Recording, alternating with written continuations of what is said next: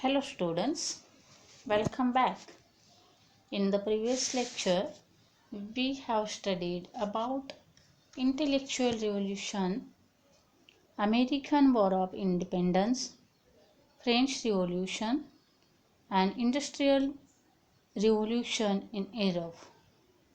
Today we are going to learn about rise of capitalism.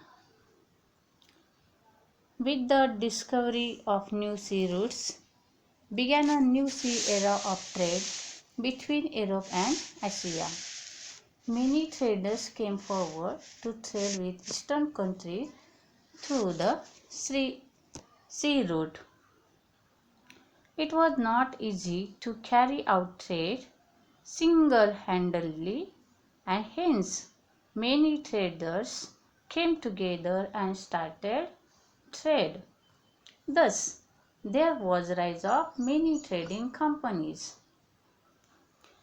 Trade with Oriental countries was very profitable and responsible for economic prosperity.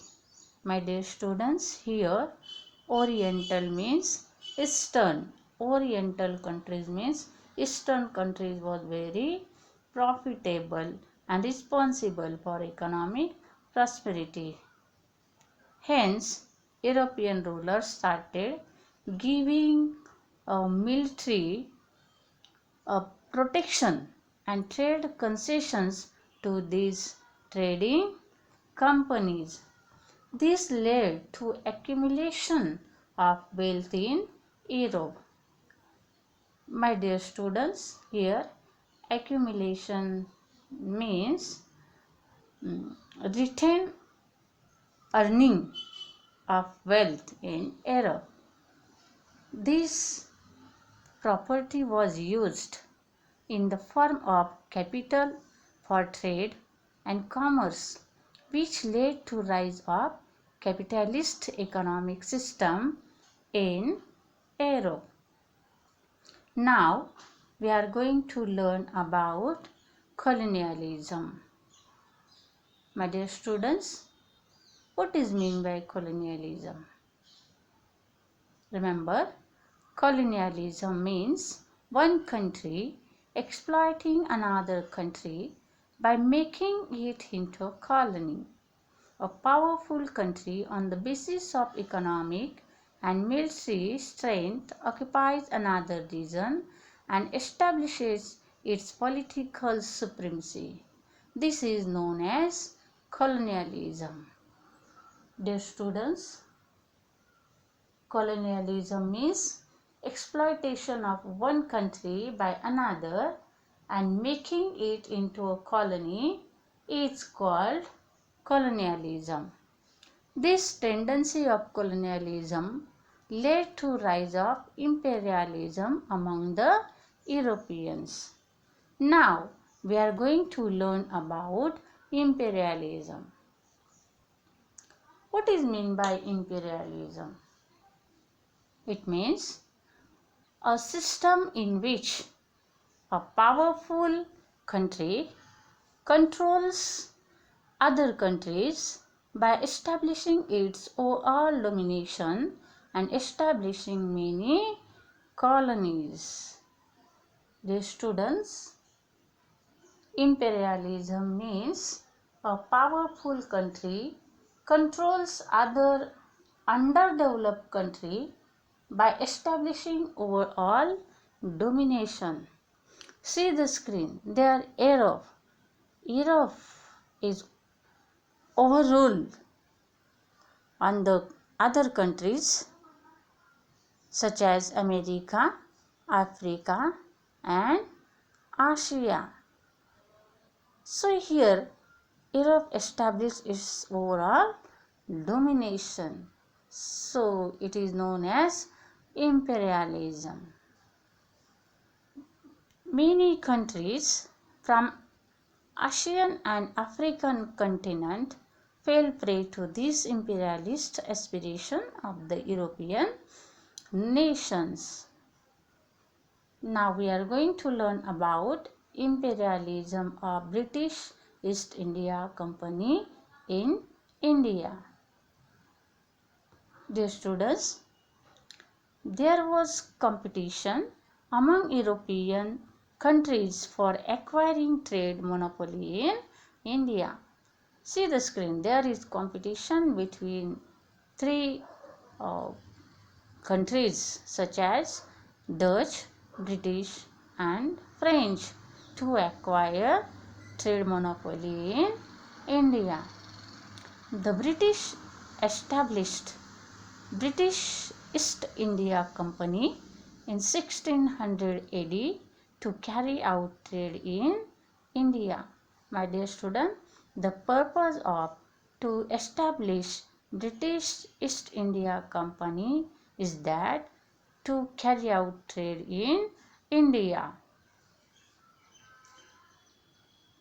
This company took permission from Emperor Jahangir and established its factory in Surat. The trade between India and England was carried out through this company. Dear students, now let's see about struggle between English and French. Here, England and France were rivals in the competition for trade in India. Due to this, there were three wars fought between them, which are known as Carnatic Wars. Between them means which countries are mentioned here? England and France. My dear students, England and France were rivals in the competition for trade in India. And because of this, there were three wars fought between these two countries, which are known as Carnatic Wars. In the Third Carnatic War, England finally defeated France. Therefore, now there was no strong European competitor for British East India Company in India. Now we are going to learn about the foundation of rule of India Company in Bengal. The Bengal province was one of the most prosperous provinces in India.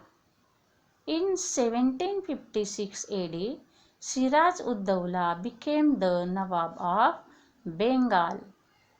East India Company officers misused the trade concessions obtained from Mughal emperor in Bengal province.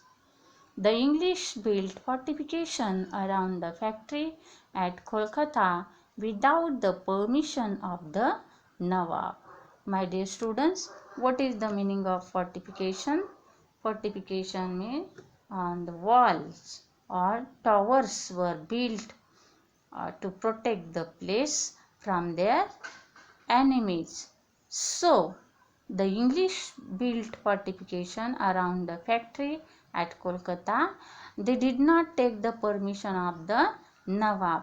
So, what's happened here? Siraj ud Dawla captured the factory at Kolkata, and this created discontent in England. Robert Clive diplomatically bribed Mir Jafar, the commander-in-chief of the Nawab's army. Dear students, discontent means unhappy, and bribe, bribe means give something in exchange for influence. Here, Robert Clive gave something to Mir Jafar, who was the commander in chief of the Nawab's army, and he also promised him to make the Nawab of Bengal. So Nawab Siraj ud